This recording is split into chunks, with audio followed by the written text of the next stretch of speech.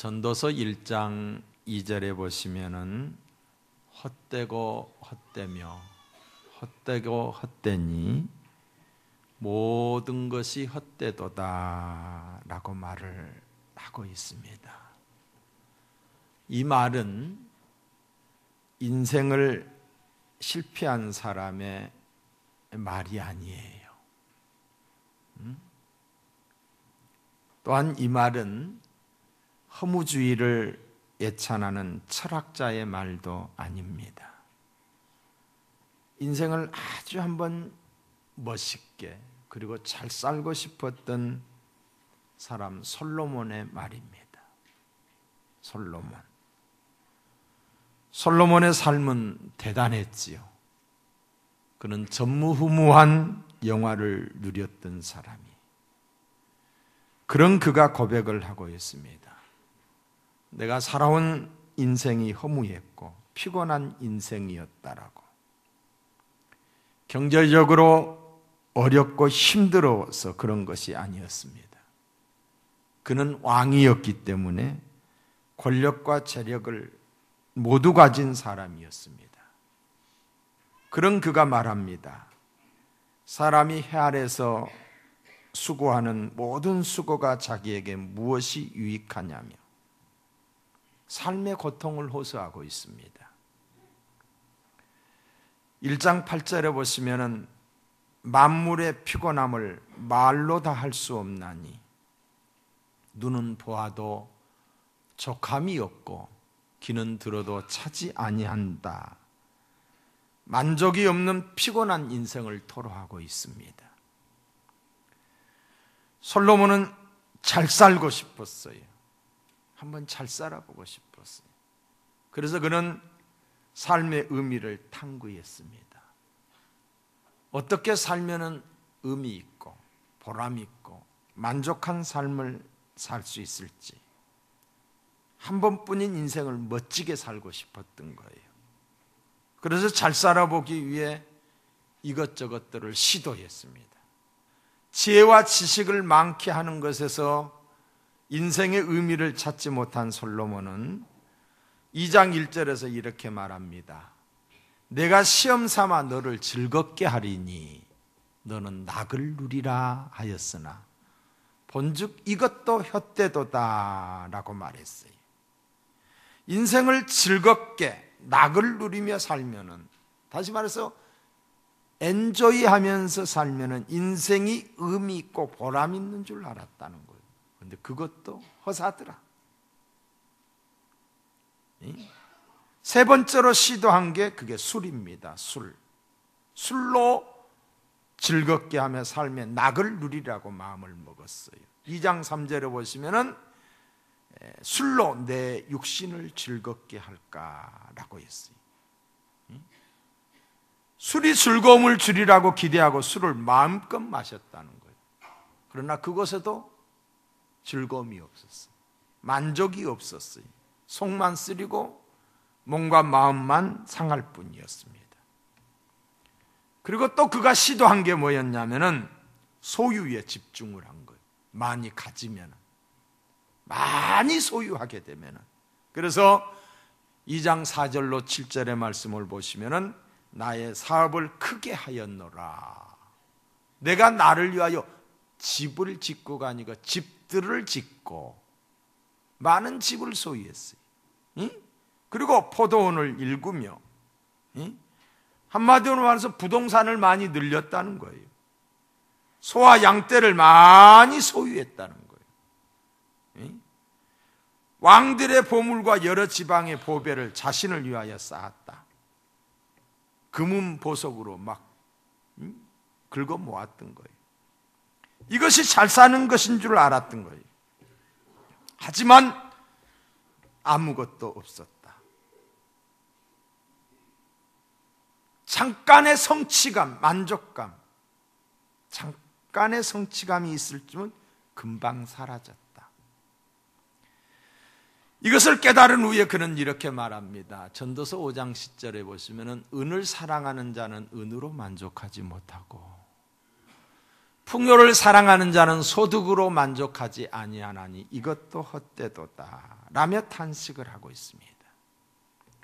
솔로몬이 이렇게 탄식을 하는 이유가 있어요. 전도서 5장 11절 이하에 보시면은 그 소유주들은, 많은 것을 가지고 있는 소유주들은 눈으로 보는 것 외에 무엇이 유익하리에? 눈으로 보고만 죽는다는 거예요. 그거 지가 다 쓰고 죽느냐? 근데 이 눈은 봐도 만족함이 없는 거잖아요.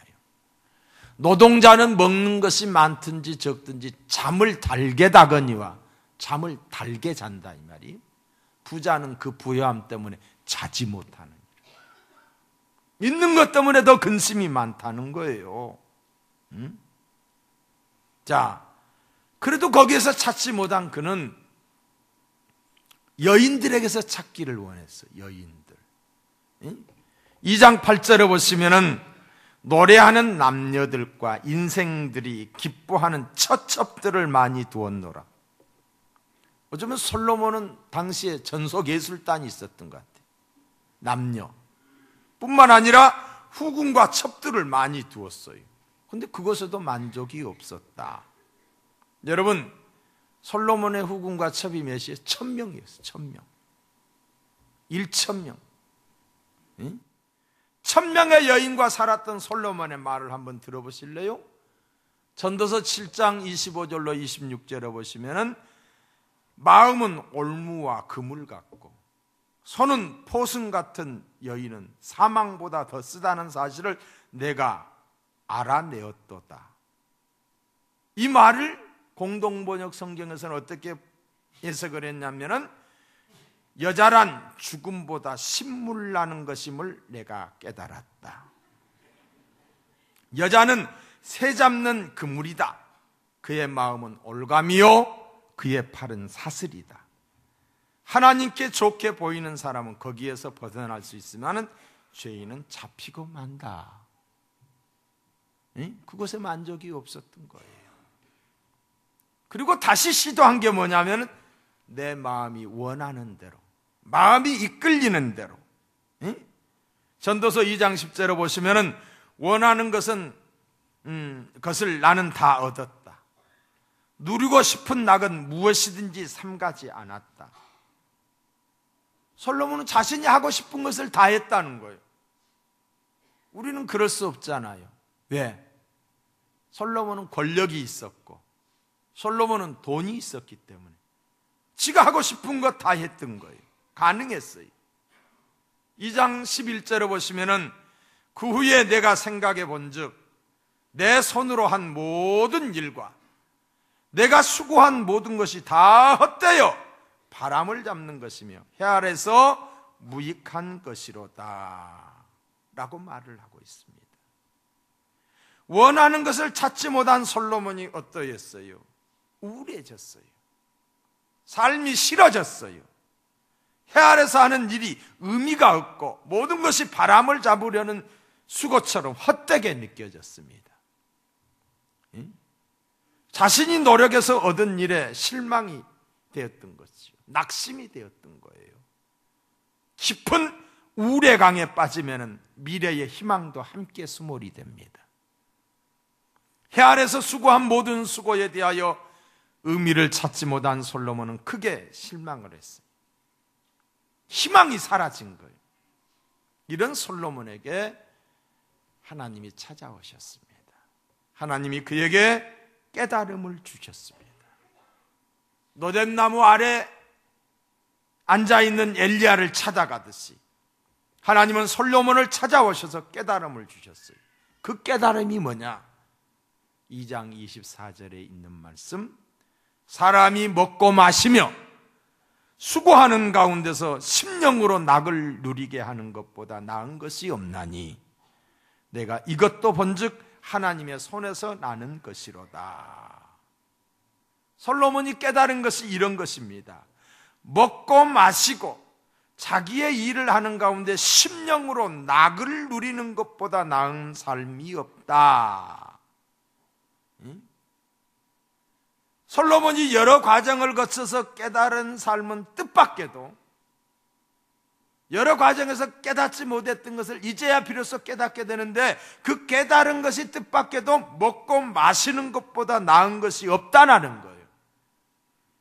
여러분, 공감이 안 가잖아요. 전혀 공감이 되지를 않아요.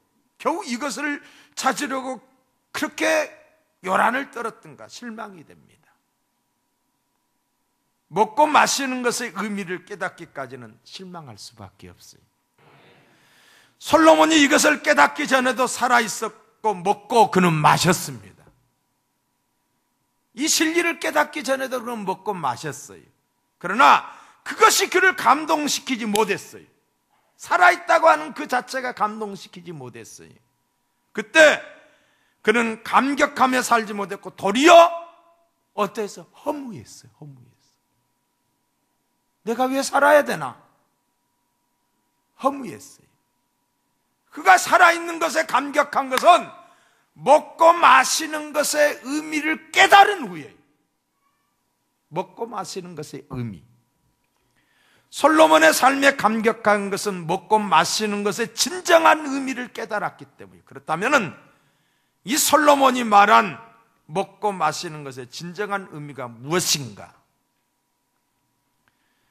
예수님이 가르쳐 주신 주기도문에 보면은 오늘 우리에게 일용할 양식을 주옵시고 그랬어요. 이 말씀의 해석을 다양하게 할 수가 있지만은 하루치 양식을 구하라는 것으로 이해할 수도 있을 거예요. 그러나 그렇게 우리가 이해하기에는 좀 무리가 됩니다. 왜냐하면은 예수님께서 기도를 가르치면서 이 말씀을 하셨는데, 이 말씀을 하시고 난 후에 이어서 주신 교훈이 있습니다. 그게 바로 로마서 6장 31절에 보면, 그러므로 염려하여 이르기를 무엇을 먹을까, 무엇을 마실까, 무엇을 입을까 염려하지 말라. 이는 다 이방인들이 구하는 것이라. 너희 하늘 아버지께서 이 모든 것이 너희에게 있어야 할 줄을 아시느니라고 하셨어요. 제자들에게 가르쳐 주신 주기도문에서 나오는 일용할 양식이 하루 먹고 마실 것으로 해석한다면, 무엇을 먹을까, 무엇을 마실까, 무엇을 입을까 염려하지 말라는 예수님의 가르침과 상충이 됩니다. 공중 나는 새를 봐라, 들에 핀 백합화를 봐라. 너희 하늘 아버지 천부께서 그리시고 먹이지 않느냐? 일용할 양식이었다라고 한다면 이런 비유를 들어서 설명하지 않았을 것이라는 거지요. 이런 관점에서 주기도문에 있는 우리에게 일용할 양식을 주옵소서라고 하는 말씀에는 하루 양식을 구하라는 것을 넘어 더 깊은 의미가 있다는 거예요. 더 깊은 의미, 이 의미를 우리가 알아야 돼요. 우리는 성찬식을 하게 됩니다. 세례를 받은 사람들에 한해서. 이 성찬식은 예수님의 살을 기념하는 떡을 떼어 먹고 예수님의 피를 기념하는 잔을 나누는 예식이지요. 이 성찬식을 누가 만들었습니까? 우리 주님이 친히 제정하신 거예요. 누가복음 22장에 보면은 또 떡을 가져 감사 기도하시고 떼어 그들에게 주시며 이르시되 이것은 너희를 위하여 주는 내 몸이라. 너희가 이를 향하여 나를 기념하라 하시고 저녁 먹은 후에 잔도 그와 같이 하여 이르시되 이 잔은 내 피로 세우는 새 언약이니 곧 너희를 위하여 붓는 것이라 라고 했어요. 자, 여기 이 성찬 예식에도 보면은 먹고 마시는 것이 등장하잖아요. 먹고 마신다. 이 의미를 좀 더 알기 위해 우리는 성경을 봐야 됩니다. 예수님이 하신 말씀이에요. 뭘 먹고 마시는가?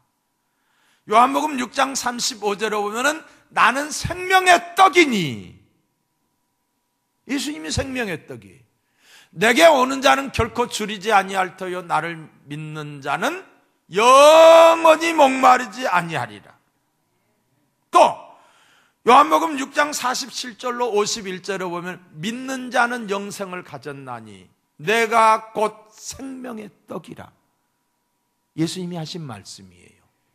너희 조상들은 광야에서 만나를 먹었어도 죽었거니와 이는 하늘에서 내려오는 떡이니 사람으로 하여금 먹고 죽지 아니하게 하는 것이니라.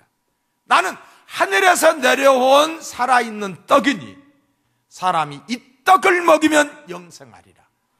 내가 줄 떡은 곧 세상의 생명을 위한 내 살인이라고 말했어요. 또한 요한복음 6장 53절 이하에 보면은 인자의 살을 먹지 아니하고 인자의 피를 마시지 아니하면 너희 속에 생명이 없느니라. 뭐가 없다? 생명이 없다. 내 살을 먹고 내 피를 마시는 자는 영생을 가지고 마지막 날에 내가 그를 다시 살리리니 내 살은 참된 양식이요 내 피는 참된 음료로다. 자, 이 말씀들 가운데 공통적으로 나타나는 게 먹고 마시는 거예요. 이 먹고 마시는 것과 대조를 이루는 하나의 단어가 있는데 그게 뭐냐면 생명이에요. 생명. 솔로몬이 찾은 삶에 먹고 마시는 것, 또 예수님이 주기도문에서 가르쳐 주시는 먹고 마시는 것, 그리고 성찬식을 통해서 먹고 마시는 것, 이 먹고 마시는 것이 뭐라는 거예요? 생명이라는 거예요. 생명을 상징하고 있는 거예요. 생명을 말하고 있는 거예요. 여러분, 살아있다고 다 생명이 있을까요? 솔로몬이 깨달은 먹고 마신다는 의미는 생명입니다. 솔로몬은 이 생명보다 나은 것이 없다고 고백하고 있는 거예요. 솔로몬은 이 생명이 하나님의 손에 있다는 것을 알았고 하나님의 손에서 이 생명을 받았다. 생명을 받았다는 말이 어쩌면 낯설 수가 있어요. 굉장히 이해가 좀 더디다 이 말이에요.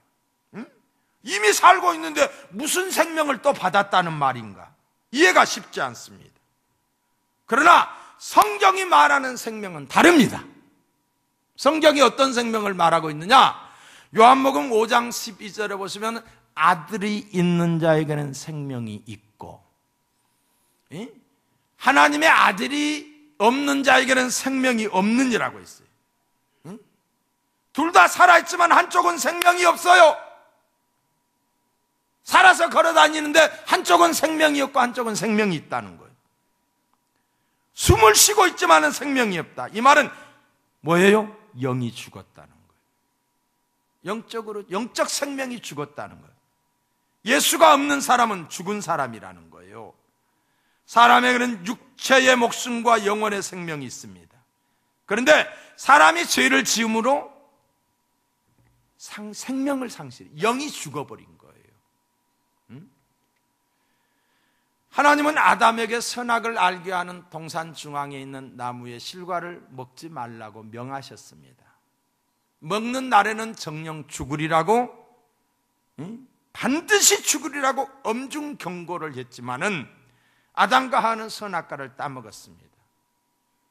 죄를 지은 거지요. 말씀대로 그들은 죽읍니다.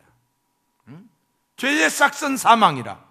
정령 죽으리라고 하신 말씀대로 사망이 그들에게 임했습니다. 생명을 상실했다는 거죠. 그런데 그들이 살아있었어요. 그들이 행동을 했어요.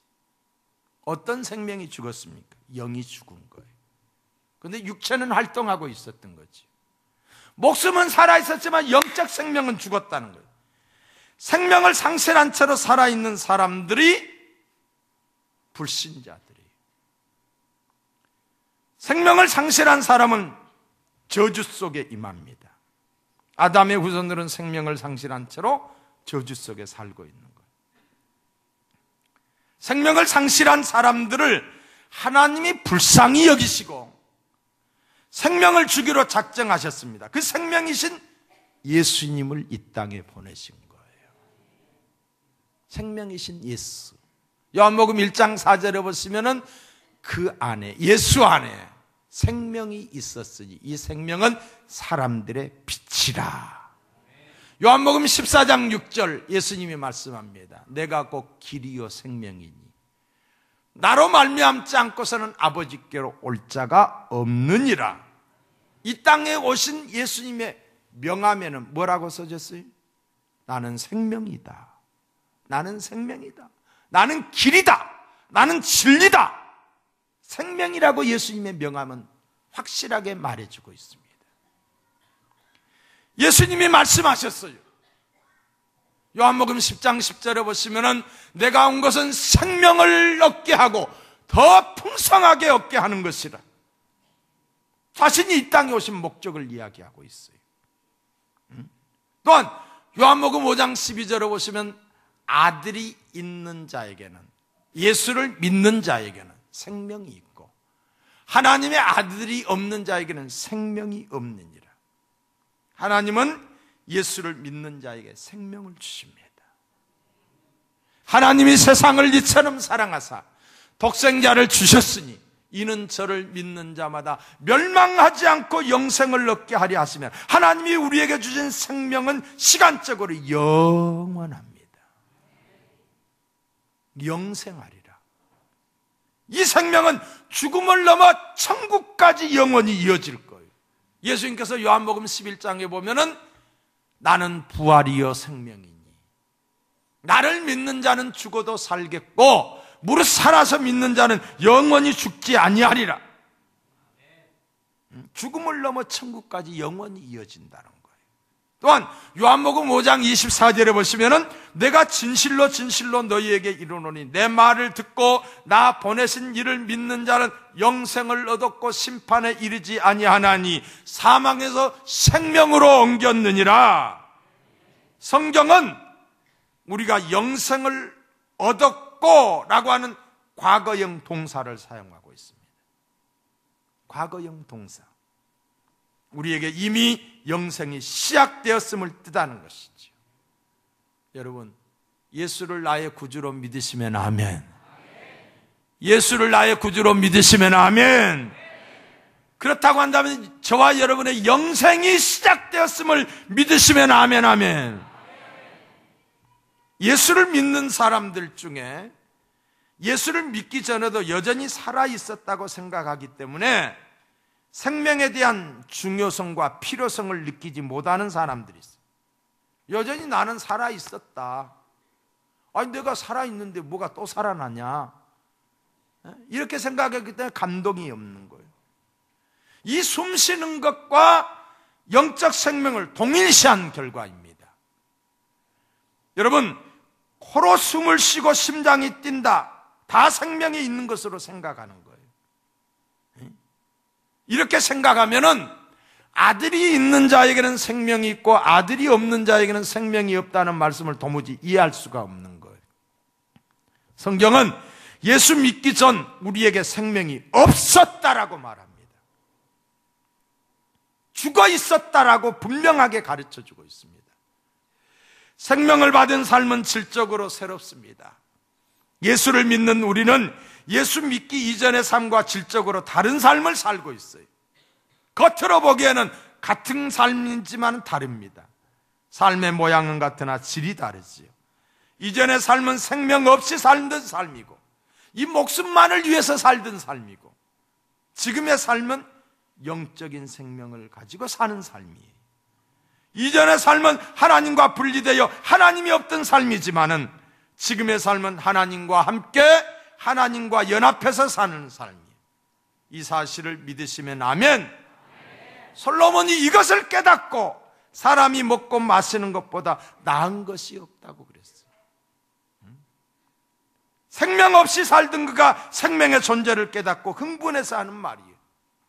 여러분, 우리 안에 생명이 있음을 감사하시기 바랍니다.